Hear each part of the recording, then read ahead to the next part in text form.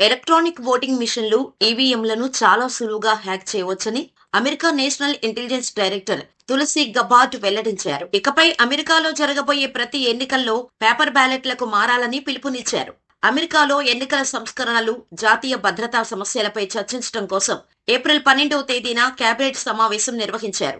ఈ సమావేశానికి అమెరికా దేశాధ్యక్షుడు డొనాల్డ్ ట్రంప్, తులసి గబార్డ్, ఇతర కేబినెట్ సభ్యులు హాజరయ్యారు. ఈ సమావేశంలో డొనాల్డ్ ట్రంప్ సమక్షంలో America director of national intelligence హోదాలో తులసి గబార్డ్ ఎలక్ట్రానిక్ ఓటింగ్ మిషన్ల హ్యాకింగ్ గురించి మాట్లాడారు. ఈ సందర్భంగా ఎలక్ట్రానిక్ ఓటింగ్ యంత్రాల భద్రతా లోపాలకు సంబంధించిన పలు ఆధారాలను తులసి గబార్డ్ సమావేశం ముందు ఉంచారు. ఎలక్ట్రానిక్ ఓటింగ్ మిషన్ వ్యవస్థ చాలా కాలంగా హ్యాకర్లకు అందుబాటులో ఉంది. తద్వారా ఎలాంటి పరిణామాలు చోటు చేసుకుంటాయో ఎన్నో ఉదాహరణలు మన ముందున్నాయి. ఈ విధానంలో ఎన్నికల ఫలితాలను తారుమారు చేయడానికి, దుర్వినియోగం చేసేందుకు అవకాశం ఉందని చెప్పేందుకు మా వద్ద పలు ఆధారాలు ఉన్నాయి. ఈ నేపథ్యంలో దేశవ్యాప్తంగా పేపర్ బ్యాలెట్లను తీసుకురావాలన్న ప్రెసిడెంట్ ట్రంప్ ఆదేశాన్ని మరింత ముందుకు తీసుకెళ్లాలి. అప్పుడే ఓటర్లు ఎన్నికల సమగ్రతపై నమ్మకం కలిగి ఉంటారు అని తులసి గబార్డ్ స్పష్టం చేశారు.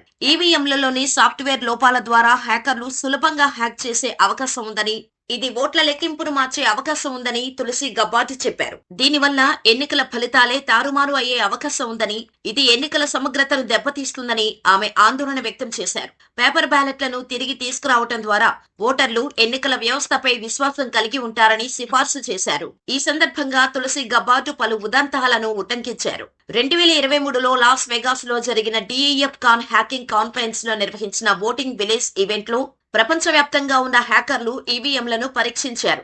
వారు ఈవీఎంల వల్ల కలిగే అనేక అనర్థాలను కనిపెట్టారు. ముఖ్యంగా సాఫ్ట్వేర్ లోపాలు, భద్రతా లోపాలను గుర్తించారు. అలాగే 2023లో university of Michigan professor J Halderman Georgia court రూములో డొమినియన్ ఓటింగ్ సిస్టమ్స్ హ్యాకింగ్ కు గురవుతాయని వెల్లడించారు అని తులసి గబార్డ్ పలు ఉదాహరణలు చెప్పారు. వాస్తవానికి అమెరికాలోని అనేక రాష్ట్రాల్లో ఇప్పటికీ ఈవీఎంలను ఉపయోగిస్తున్నారు. కానీ వీటిల్లో చాలా వరకు పాతవి, పైగా పేపర్ బ్యాకప్ లేనివి. ఈ లోపాల వల్ల హ్యాకింగ్ సాధ్యమని గబార్డ్ హెచ్చరిస్తున్నారు. అందుకే ఇకపై ఎన్నికల్లో పేపర్ బ్యాలెట్లను ఉపయోగించాలని, ఇది ఓటర్లలో విశ్వాసాన్ని పెంచుతుందని చెప్పారు. తులసి గబార్డ్ వ్యాఖ్యలు అమెరికా ఈవీఎంల గురించి అయినప్పటికీ భారతదేశంలో ఈ విషయం తీవ్ర చర్చనీయాంశమైంది. దీనికి కారణం తులసి గబార్డ్ కరుడుగట్టిన హిందుత్వవాది కావటమే. రాష్ట్రీయ స్వయం సేవక్ సంఘ్ ఆర్ఎస్ఎస్, బీజేపీతో తులసికి అత్యంత సన్నిహిత సంబంధాలు ఉన్నాయి. ప్రధాని నరేంద్ర మోడీ తన అభిమాన నాయకుడని తులసి గబార్డ్ పలు సందర్భాల్లో చెప్పారు. వాస్తవానికి ఒక హిందూ మహిళ అత్యంత కీలకమైన అమెరికా నేషనల్ ఇంటెలిజెన్స్ డైరెక్టర్ పదవిని దక్కించుకోవడం ఆ దేశ చరిత్రలోనే తొలిసారి. తులసి అనే పేరును బట్టి ఆమె భారత మూలాలున్న మహిళ అనుకుంటే పొరపాటే. భారతదేశానికి తులసికి ఎలాంటి సంబంధం లేదు. అమెరికాలోని సమోవాలో మైక్ గబార్డ్, కెరోల్ గబార్డ్ దంపతులకు 1981లో తులసి గబార్డ్ జన్మించారు. గబార్డ్ పుట్టిన 2 ఏళ్లకు అంటే 1983లో ఆమె కుటుంబం అమెరికాలోని హవాయి వెళ్లి స్థిరపడింది. హవాయికి వచ్చిన తర్వాత తులసి తల్లి కెరోల్ గబార్డ్ హిందూ మతం స్వీకరించారు. ఆమె తండ్రి ఒక Roman Catholic Christian. Carol Gabbard Hindu మత ప్రభావంతో తన పిల్లలకు భక్తి, జై, ఆర్యన్, తులసి, బృందావన్ అని హిందూ పేర్లు పెట్టారు. తులసి గబార్డ్ కూడా తనకు భారతీయ మూలాలు లేవని, కానీ తనని తాను హిందూగా గర్వంగా చెప్పుకుంటారు. తులసి 2013లో డెమోక్రటిక్ పార్టీ తరపున తొలిసారి హవాయి రాష్ట్ర ఎంపీగా ఎన్నికయ్యారు. అమెరికా కాంగ్రెస్ కు ఎన్నికైన తొలి హిందూగా రికార్డు సృష్టించారు. భగవద్గీత సాక్షిగా ప్రమాణం చేసి సభలో అడుగుపెట్టారు. 2020లో జో బైడెన్ అభ్యర్థిత్వానికి ముందు డెమోక్రటిక్ అధ్యక్ష అభ్యర్థిగా పోటీ చేయాలని బరిలో నిలిచారు. కానీ కుదరలేదు. తర్వాత విదేశాంగ విధానం, సామాజిక సమస్యలపై డెమోక్రటిక్ పార్టీ విధానాలను తప్పుపడుతూ 2022 అక్టోబర్లో తులసి పార్టీని వీడి ట్రంప్ కు బహిరంగంగా మద్దతు పలికారు. ఆ తర్వాత 2024లో ఎన్నికలకు కొద్ది వారాల ముందే ట్రంప్ సమక్షంలో రిపబ్లికన్ పార్టీలో చేరారు. ఇక అమెరికాలో తన హిందూ ఐడెంటిటీని దాచుకోని నేతగా తులసి గుర్తింపు తెచ్చుకున్నారు. 2015లో అమెరికాలో హవాయిలో జరిగిన తులసి గబార్డ్ వివాహం భారత్లోనూ చర్చనీయాంశమైంది. హాలీవుడ్ సినిమాటోగ్రాఫర్ అబ్రహం విలియమ్స్ ను హిందూ సంప్రదాయంలో ఆమె వివాహం చేసుకున్నారు. తులసి పెళ్లికి అమెరికాలోని అప్పటి భారత రాయబారి తరణ్జిత్ సంధు, బీజేపీ జాతీయ అధికార ప్రతినిధి, ఆర్ఎస్ఎస్ కీలక నేత రామ్ మాధవ్ కూడా హాజరయ్యారు. ఈ వివాహ వేడుకలో ప్రధాని నరేంద్ర మోడీ పంపిన వ్యక్తిగత సందేశాన్ని రామ్ మాధవ్ చదివి వినిపించి వినాయకుడి ప్రతిమను బహుమతిగా అందజేశారు. వివాహానికి కొద్ది నెలల ముందే తులసి గబార్డ్ తొలిసారి భారత్ లో పర్యటించారు. 3 వారాలు భారత్ లో పర్యటించిన ఆమె ప్రధాని మోడీ, కేబినెట్ మంత్రులు, ఆర్మీ చీఫ్ తో సమావేశమయ్యారు. ఈ పర్యటన సందర్భంగా ప్రధాని మోడీపై తులసి ప్రశంసలు కురిపించారు. మోడీ శక్తివంతమైన నాయకుడు. భారత్ భవిష్యత్తుపై ఆయనకి స్పష్టమైన విజన్ ఉంది. భారత్ అభివృద్ధికి కార్యాచరణ ప్రణాళిక ఉన్న నాయకుడు అని ఆమె అన్నారు.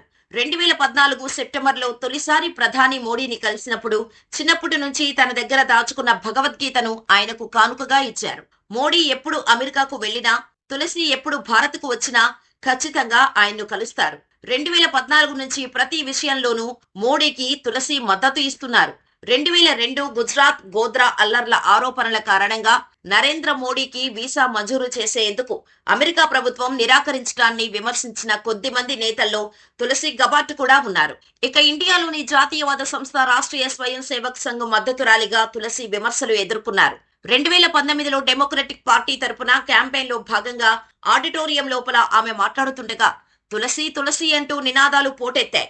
వేదిక బయట కూడా అంతే స్థాయిలో ఆమెకు వ్యతిరేకంగా నినాదాలు వెలువెత్తాయి. ఎందుకంటే తులసి ఆర్ఎస్ఎస్ కు అనుకూలంగా ఉంటున్నారనేది ఆమెకు వ్యతిరేకుల ఆరోపణ. తులసిని ఆర్ఎస్ఎస్ యువరాణిగా సంబోధించారు. తులసి మాత్రం నేను సైనికురాలని, శాంతి వైపు నిల్చున్నాను, నమ్మిన ధర్మాన్ని పాటిస్తున్నాను అని బహిరంగంగానే ఒప్పుకున్నారు. అమెరికాలో ఆర్ఎస్ఎస్ నిర్వహించే ప్రతి కార్యక్రమంలో తులసి తప్పకుండా పాల్గొంటారు. నేను కర్మయోగిని, కర్మ సిద్ధాంతాన్ని నమ్ముతాను, అందరినీ కలుపుకొని వెళ్ళాలి, ద్వేషానికి వ్యతిరేకంగా పోరాడాలి అన్నదే నా తత్వం. అలాగని నేను భారతీయ మహిళను కాదు, కానీ హిందువును అంటూ తులసి తను నమ్మిన ధర్మం గురించి బహిరంగంగానే చెబుతూ చాలా మంది అభిమానులను పెంచుకున్నారు. తాను హిందూ మతాన్ని ఆచరించడం గురించి తులసి గబాట్ 2019లో రిలీజియన్ న్యూస్ సర్వీస్ కు రాసిన కథనంలో వివరించారు. హిందూ అయినందుకు గర్విస్తున్నా, కానీ నేను హిందూ జాతీయవాదిని కాను అని ఆమె రాశారు. హిందూ జాతీయవాదినని నాపై ఆరోపణలు చేశారు. నేను ప్రజాస్వామ్యబద్ధంగా ఎన్నికైన భారత ప్రధాని నరేంద్ర మోడీతో భేటీ కావటాన్ని ఆ ఆరోపణలకు సాక్ష్యంగా చూపించారు. President Barack Obama, president Donald Trump, Hillary Clinton సహా కాంగ్రెస్ లోని నా సహచరులు చాలా మంది మోడీని కలిసినప్పటికీ నాపై మాత్రమే ఇలాంటి ఆరోపణలు చేశారు అని ఆమె వాపోయారు. తులసి గబార్డ్ చాలా సందర్భాల్లో భగవద్గీత గురించి ప్రస్తావిస్తూ అందులోని శ్లోకాలను వల్లవేస్తూ కనిపించేవారు. పార్లమెంటుకు ఎన్నికైన తొలిసారి ఆమె భగవద్గీతపై ప్రమాణం చేశారు. ప్రమాణ స్వీకారం తర్వాత తులసి మాట్లాడుతూ నా దేశం కోసం, పొరుగువారి కోసం నా జీవితాన్ని అంకితం చేసేందుకు భగవద్గీత నాకు స్ఫూర్తినిచ్చింది అని చెప్పారు. 2020లో కరోనా కారణంగా ప్రపంచం కష్టకాలంలో ఉన్న సమయంలో తులసి గబార్డ్ భగవద్గీత గురించి ఓ వీడియోను విడుదల చేశారు. ఈ కష్టకాలం నాకు మిడిల్ ఈస్ట్ లో పనిచేసిన నాటి రోజులను గుర్తుకు తెస్తోంది. ఇప్పటి పరిస్థితిలాగే అప్పట్లో మా ప్రాణాలు నిత్యం ప్రమాదంలో ఉండేవి. ఇప్పుడు చనిపోతున్న తరహాలోని అప్పుడు కూడా చాలా మంది చనిపోయారు. అప్పుడు ఇప్పుడు నాకు భగవద్గీత ధైర్యాన్ని ఇస్తోంది అని పేర్కొన్నారు. భారత్ను అమితంగా అభిమానించే తులసిది ఉగ్రవాదాన్ని ఏమాత్రం ఉపేక్షించని నైజం. ప్రపంచవ్యాప్తంగా ఎక్కడ హిందువులపై దాడులు జరిగినా తులసి గబార్డ్ తీవ్ర స్థాయిలో ఖండిస్తారు. అందులో భాగంగానే బంగ్లాదేశ్, పాకిస్తాన్ దేశాల్లో హిందువులు, ఇతర మైనారిటీల రక్షణకు సంబంధించిన ప్రతిపాదనలను అమెరికా పార్లమెంటు ముందు ఉంచారు. అలాగే పుల్వామాలో భారత సైన్యంపై ఉగ్రవాదులు దాడి చేసినప్పుడు కూడా తీవ్రంగా స్పందించారు. టెర్రరిస్టులకు ఆశ్రయం ఇవ్వటాన్ని పాకిస్తాన్ మానుకోవాలని హెచ్చరించారు. 2019 ఆగస్టు 5న నరేంద్ర మోడీ ప్రభుత్వం ఆర్టికల్ 370ని తొలగించడం ద్వారా జమ్మూ కశ్మీర్ కు ప్రత్యేక హోదాను రద్దు చేసింది. రాష్ట్రాన్ని జమ్మూ కశ్మీర్, లద్దాఖ్ అనే 2 కేంద్రపాలిత ప్రాంతాలుగా విభజించింది. దీని గురించి తులసి గబార్డ్ ను ప్రశ్నించినప్పుడు కశ్మీర్ సమస్య జటిలమైంది. గతంలో జరిగిన పరిణామాల కారణంగా చాలా మంది హిందువులు తమ ఇళ్లను వదిలేసి పారిపోవాల్సి వచ్చింది.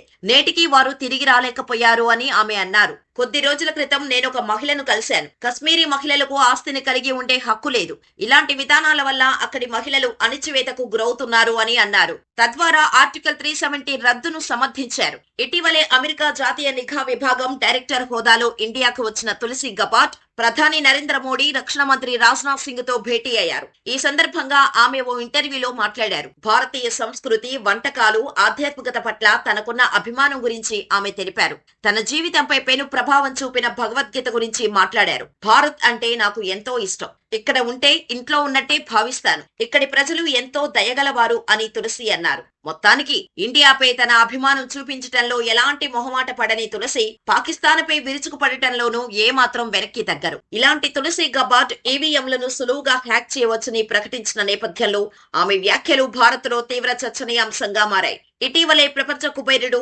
టెస్లా స్పేస్ ఎక్స్ అధినేత ఎలాన్ మస్క్ కూడా ఈవీఎంలపై హెచ్చరించారు. ఎలక్ట్రానిక్ ఓటింగ్ యంత్రాలపై ఆధారపడటం సరికాదని, అవి హ్యాకింగ్ కు గురయ్యే ప్రమాదం ఉందన్నారు. టెక్నాలజీ ఏఐ ద్వారా హ్యాక్ అవ్వటానికి ఉన్న అవకాశం చిన్నదైనా అది ఎంతో పెద్ద సమస్యకు దారితీస్తుంది అని మస్క్ తన సోషల్ మీడియా ఖాతా ఎక్స్ లో పోస్ట్ చేశారు. ఈ క్రమంలోనే తులసి గబార్డ్ కూడా ఈవీఎంను హ్యాక్ చేయవచ్చని చేసిన వ్యాఖ్యలు ఇండియాలో దుమారం రేపుతున్నాయి. తులసి గబార్డ్ కామెంట్స్ పై కాంగ్రెస్ పార్టీ సీనియర్ నేత రణదీప్ సుర్జేవాలా మాట్లాడుతూ సుప్రీంకోర్టు ఈ అంశంపై స్వయంగా విచారణ చేపట్టి దర్యాప్తు చేయించాలని డిమాండ్ చేశారు. ఈవీఎంల హ్యాకింగ్ పనితీరుపై వివరాలను సేకరించడానికి ఎన్నికల సంఘం, కేంద్రం, అమెరికా ప్రభుత్వం తులసి గబార్డును సంప్రదించాలని ఆయన కోరారు. ఈ క్రమంలో భారత chief election commissioner Gyanesh Kumar ఈవీఎంల సేఫ్టీపై క్లారిటీ ఇస్తూ ఓ ప్రకటన విడుదల చేశారు. ఇండియాలో ఈవీఎంలకు ఇంటర్నెట్ కనెక్షన్ ఉండదు. బ్లూటూత్, ఇన్ఫ్రారెడ్ కు కనెక్ట్ చేయటం సాధ్యం కాదు. అలాంటప్పుడు ట్యాంపరింగ్ గానీ, హ్యాకింగ్ గానీ ఎలా సాధ్యమవుతుంది? మన దేశంలో ఉపయోగించే ఈవీఎంను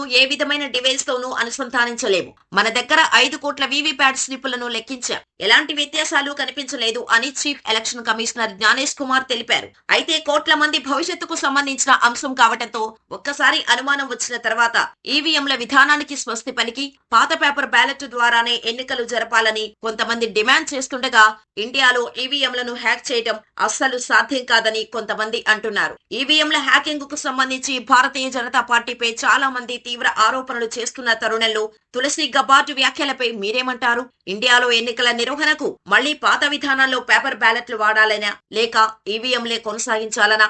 మీ అభిప్రాయాలను మాకు కామెంట్ రూపంలో తెలియచేయండి. ఇలాంటి మరిన్ని వీడియోల కోసం మన ఛానల్ ని సబ్స్క్రైబ్ చేసుకుని ఈ వీడియో మరింత మందికి చేరేలా లైక్ చేసి షేర్ చేయండి.